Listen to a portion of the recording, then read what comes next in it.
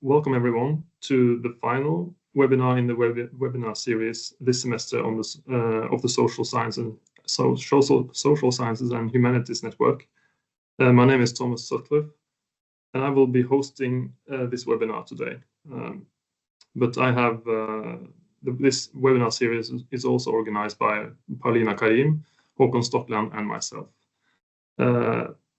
Today, our guest is Karin Gustafsson from Örebro University in Sweden, and she will give a presentation with the title IPBES, an expert organization or transformative agent, opportunities, risks, and what is the social sciences expertise in all of this. And this presentation is based on the paper IPBES as a transformative agent, opportunities and risks, which is written together with Erik Hysing from Örebro University. So Karin Gustafsson is an associate professor in the environmental sociology section at Örebro University in Sweden, where she also is the director of the Center for Environmental and Sustainable Social Science. Karin's research is primarily focusing on climate change and biodiversity issues in the field of environmental sociology, sociology of knowledge, and science and technology studies. Karin primarily studies these topics by focusing on the role of science in international environmental governance, international expert organizations, socialization of young scholars, and the importance and the role of social science expertise in creating a sustainable transformation of society as an answer to climate change and biodiversity loss. Thank you very much, Thomas, and thank you for the invitation and the possibility to give this talk today, and thank you all for coming. I'm looking forward to the discussion afterwards about transformative change, transformative agency, and in relation to IPBES, and let's see where we end up. So in previous studies of IPBES, mine and others, many different concepts have been used to describe and to explain what IPBES is and does. For example, IPBES is an intergovernmental organization, a science policy interface, a boundary organization, and IPBES is an expert organization, and now also a transformative agent. Or at least that is what I, together with Erik Hysing, as you heard, argued for in the paper which this talk, as already mentioned, will be largely based on. And the paper was published in November of 2022, so it's close to, or a little more than 1.5 years ago, just when IPBES had started its transformative change assessment. And I say this not to disqualify our argument that we did in the paper, because I think the argument is still relevant and important to discuss, and that is what we will do today. But the empirical questions that we raised in that paper is, as we speak, being answered by the work that is taking place in this assessment that is now close to be finished. So those who are, and perhaps some of you, I can't see now who are attending right now, but those who are involved in this assessment may already have their own answers to the question that we raised in our paper. And the rest of us will have to wait and see and read in the assessment when it is presented shortly. But I think I guess that this audience today is well informed about IPBES, what its general work and its work on transformative change. But to start this presentation somewhere, I will still take a step back in a way and say something short about IPBES' decision to engage with transformative change. Because as biodiversity continues to decline, IPBES has, similar to IPCC, concluded that transformative change are now required. And with transformative change is understood by IPBES in their global assessment as a fundamental system-wide reorganization across technological, economic, and social factors, including paradigms, goals, and values. based on the conclusions in IPBES Global Assessment Report, IPBES was in 2021 mandated to support this transformation by conducting a thematic assessment on the underlying causes and determinants of transformative change and identifying pathways to achieve the 2050 vision of biodiversity. And given this aim set by IPBES to deliberately and strategically shape and catalyze and facilitate system-wide structural changes, we argue in the paper that it is relevant and reasonable to re-theorize and reconceptualize IPBES as an agent of transformation, a transformative agent. And here we defined such an actor as an actor that strategically shapes and catalyzes and facilitates transformative change. And as IPBES has taken on the transformative change assessment, it is important to further discuss what this new role brings in terms of opportunities for IPBES to further its contribution to environmental governance, as well as risks of undermining its credibility and legitimacy and policy relevance. More generally, Larsen and Turnhout has argued that in science as in society, decisions about change should not lie with those with attachment to the old order. And IPBES, as it is built and supported by existing power structures in science and in politics of the so-called old order, it may have difficulty overcoming interests that want to preserve rather than transform the structure and the current system. So thus, as I will argue in this presentation and as we do in the paper, taking on the role of a transformative agent comes with challenges in maintaining the credibility and the relevance and the legitimacy of IPBES. But it may also offer important opportunities for rethinking and strengthening these attributes. An expert is commonly defined as someone who masters skills with recognized, indeed certified competences, which is called upon in decision-making processes. An expert is, following on this, often said to be able to speak truth to power. And this definition of an expert and expertise is also applicable to organizations. And the expert organization is someone or an organization who, due to its competence, is called upon to offer specialist knowledge in decision-making processes to make informed decisions. Thus, being an expert organization requires the combination of holding relevant specialist knowledge and being recognized as an expert by someone else.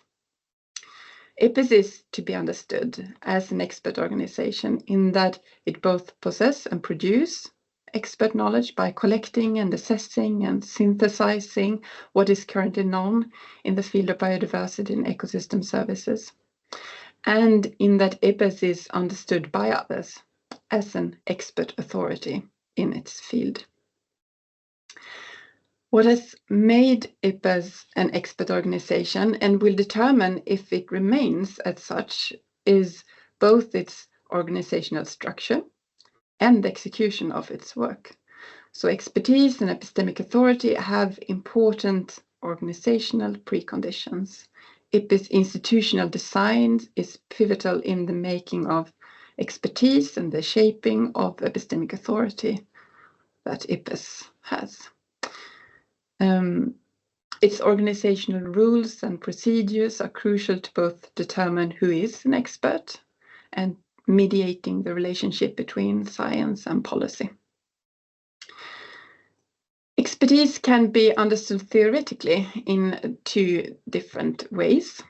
First, expertise is described as a specific form of knowledge that a person or an organization may master and that could be called upon to be brought to and from social settings. And by making this position of a substantive view of expertise, expert knowledge, primarily scientific knowledge, is understood as specialized knowledge that complements other forms of less specialized and more experience-based knowledge forms. This substantive view is to be contrasted with a relational view that describes expertise as a social attribution made by others. Thus, expertise is not something substantially inherent in knowledge, but a characteristic that is determined in relation to other knowledge forms and other actors. On a theoretical level, these two views on expertise seems to be mutually exclusive. However, on an empirical level, it has been shown how expertise is often identified through a combination of both a substantive and relational considerations. For example, to be an expert, there is often not enough for someone to simply hold specialist knowledge. The person also needs to be perceived by others as expert. So someone needs to master skills and be recognized for it. And as we know, IPBES gathers expertise by enrolling world-leading specialized knowledge holders to produce policy-relevant assessment reports. And in this, IPBES combines a substantive view on expertise with a pluralistic dimension that adds a relational element to their implicit institutional understanding of what expertise is. So IPBES enrollment of experts is based on their current merits, which requires that for one to become an expert in IPBES, an actor needs to hold specialist knowledge that they will bring to IPBES work. However, in the eyes of IPBES objectives, specialized knowledge is not exclusively found within the science. Instead, expert knowledge on biodiversity and ecosystem services is in IPBES organization and policies and guidelines seen to include multiple knowledge systems, such as social science, humanities, indigenous knowledge, and local knowledge as well. As a consequence, to develop as an expert organization, IPBES must work to include all these knowledge systems through a variety of different experts, because, as we know, a scientific expert is not per se also an indigenous expert or a local expert, and vice versa. Instead, the opposite almost exclusively applies. This pluralistic view of expertise makes expertise context-specific and relationally determined. So taken together, IPBES implicit institutional understanding of what expertise is and who is an expert combines both a substantive and relational elements. And in this understanding of what expertise is and could be lies the potential to renegotiate the traditional linear science policy expert lay relation to the old order. Here lies a potential to create a transformative change both within the organization itself and also to act for social transformation of societies.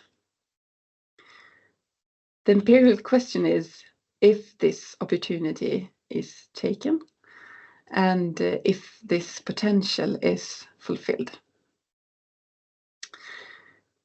In 2021, IPBES Plenary decided to launch an assessment on transformative change. In May 2022, the assessment had its first author meeting, and now in the 1st of July, a third review of the chapters and summary for policymakers will start, and then the assessment is soon coming to a close. And what we argued in the paper was that for an assessment such as this, compared to IPBES' previous assessment, a massive expansion of the scope of relevant issues and areas and knowledges and questions and involved actors will be needed to engage in the discussion on social transformation. And this argument, if this is happening or not, and how IPBES is handling the character of the topic of transformative change is one of the empirical questions which now is playing out in the assessment process. Similarly, we further argued that the topic requires the social scientists that have been included in the IPBES, that they will have to take and be given a more prominent role in guiding this assessment. And the political discussions on values and visions and power relations and wanted futures, that those also need to be included in the assessment process. Such a change in the body of expertise and experts and knowledge would also create changes in both its epistemic basis of IPBES and its agency. The question is then, again, if this has happened. In the Global Assessment Report, IPBES largely avoided issues of actors and agency. Instead, social transformation was portrayed as multi-actor governance intervention processes spanning sectors and institutional levels. Besides this, little was also said about the role of IPBES itself in these processes. This, even though IPBES, when it was founded on a biodiversity activist rationale, as ecologists saw a need to more actively engage with policymakers to support political and scientific ambitions to halt biodiversity loss. However, with its current motto to be policy relevant but not policy prescriptive, the activist agency in IPBES has been toned down. So when IPBES now are in the middle of an assessment on social transformation, new questions arises on IPBES' role, not only when it comes to what knowledge that are assessed, but also IPBES' role as a transformative agent. I will present three interconnected arguments for why the transformative change assessment makes it relevant to reconceptualize IPBES as a transformative agent with transformative agency. And first, we can see how IPBES is taking on an enabling role to provide knowledge to create capacity for other actors to take transformative action. And this enabling role becomes an important approach to advance transformative change. From this perspective, the plenary's decision to request the transformative change assessment to provide knowledge in support of transformative change makes it relevant to conceptualize IPBES as a transformative agent. Second, we see how IPBES, through the tasks set out to be addressed by the assessment, engage in strategic activities to promote progress towards transformation. The assessment includes activities such as integrating different knowledge systems, assessing and comparing different visions and scenarios for a sustainable world. There are implications and pathways for the realization of this, engaging a wide range of actors and communities, addressing trade-offs, choices, synergies, and tensions, and presenting actionable knowledge and policy options. And third, we can see how IPBES, by having a seal of credibility and legitimacy from both scientific and intergovernmental communities, IPBES needs to be recognized for its performative power. And by answering questions such as what is transformative change and how can transformative change be used to achieve globally set objectives on biodiversity, by answering questions such as these, IPBES assessment will guide both external and internal actors on how to think and how to act. Thus, IPBES can be understood as a transformative agent with transformative agency that empowers actors and shape what political and policy options that are seen as possible, necessary, and desirable. And again, if this is happening is an empirical question. In the case of IPBES, its ties to both the scientific and the political system is one of the factors that has allowed IPBES to develop as an epistemic authority. However, in the context of social transformation, the crux of the matter now is how these ties to this so-called old order of organizing knowledge and decision-making, how it will create challenges for IPBES to push the boundaries of this social order towards sustainable transformative change. So the question then arises, how could knowledge produced within current social system of science and policy generate the transformative change that are needed? Research has proposed that for IPBES to sustain its authority in all of this, they must not just talk about what is needed to create transformative change, but also support this transformation. Thus, IPBES needs to embrace its role as a transformative agent. And this role has also been recognized as the most significant challenge that IPBES faces. To retain its authority, IPBES must continue to produce knowledge that is credible, policy relevant, and legitimate. In taking on the transformative change assessment, IPBES extends beyond its core expertise of ecological science in favor of new expertise in social science and humanities. And IPBES have always worked to include these sciences and other knowledge forms into the assessment. However, taking on the task of supporting social transformation may require not so much adding social science, but fundamentally overhauling IPBES' scientific foundation and its approach to assessments. And to what extent this is happening is also a question that now is given its answer. This is a process that requires reflection on how social science matters, on what are reasonable expectations in terms of providing scientific answers to profoundly political questions of social transformation, and what yardstick to use to assess the credibility of different claims in this. What we argued in the paper was that in engaging with transformative change, IPBES will not be able to rely on neutral and objective quote-unquote facts to retain its credibility. Instead, the organization needs to be ready to give public reasons to justify its conclusions and publicly defend them in the face of opponents that not necessarily are playing by the same epistemic rules, but instead are working in the context of, for example, the post-truth politics.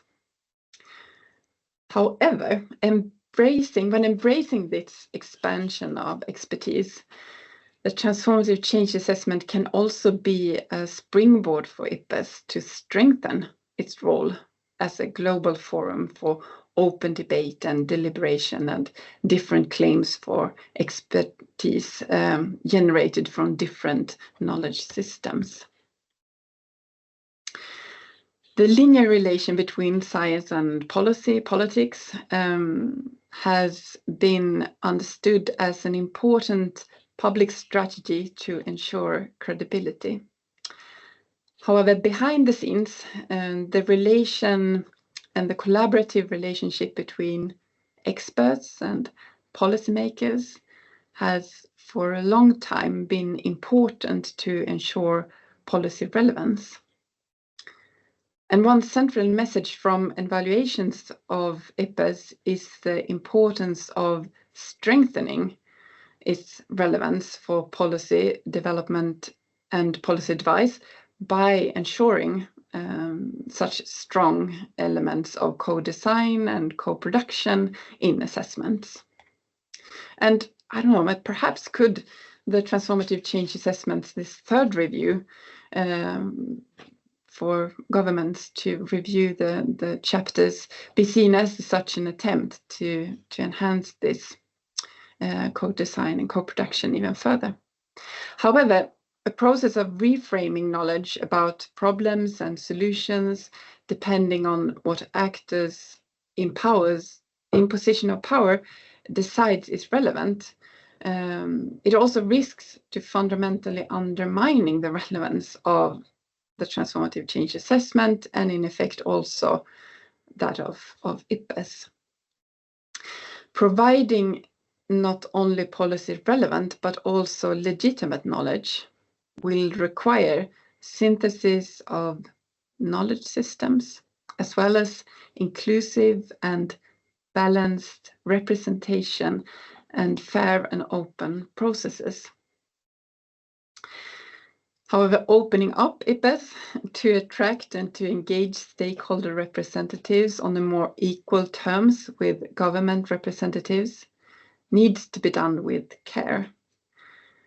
As IPBES engage with transformation, power asymmetries, interest advocacy, and resistance to change will be critically important topics. And engaging with these large-scale structural changes, IPBES risks entering into collision course with powerful vested interests that will take advantage of open, participatory and deliberative processes to shape policy opportunities in their interest. Thus, it is a critical challenge to design institutional mechanisms that can deal with interest advocacy while not closing the process to legitimate participants, alternative visions and possible pathways to sustainable transformation. So giving fair and balanced treatment to different knowledge claims and perspectives, and providing room for different voices and perspectives to be openly and honestly contrasted, it will be critical for this assessment and the legitimacy of IPBES.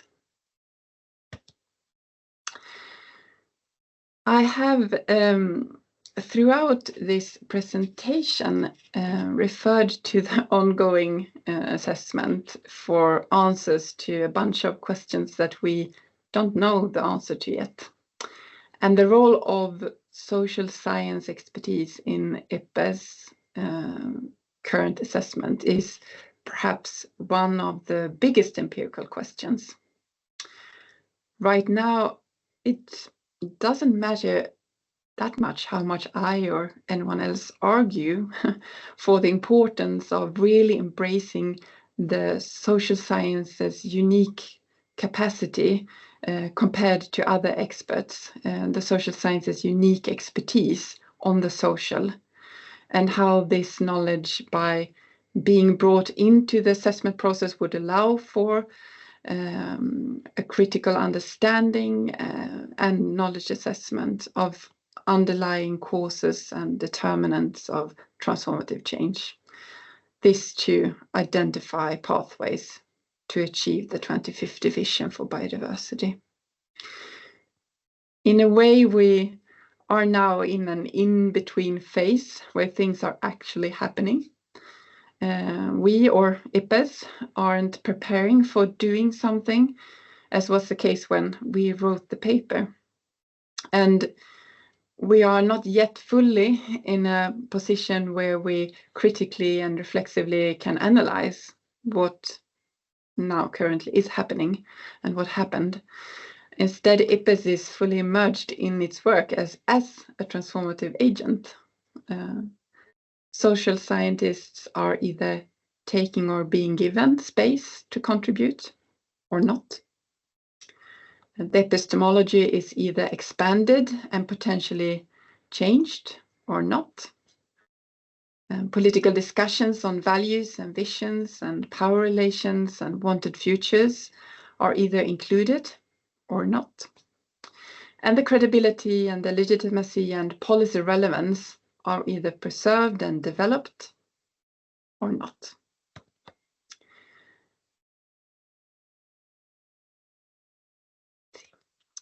So, to sum up, as IPBES now actively engaged with transformative change, the organization arguably takes on a new role in environmental governance and that of a transformative agent with transformative agency.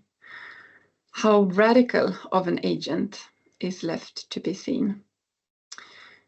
But this reconceptualization of IPBES, it offers a new conceptual lens that brings further attention to IPBES, not only as an expert organization and a scientific actor, but also a political actor whose authority and role in sustainability transformation require continuous critical scrutiny and democratic debate. And with that, I would like to say thank you so much for your attention. And I'm looking forward to a discussion on this. Yeah. Thank you very much, Karin. It was great.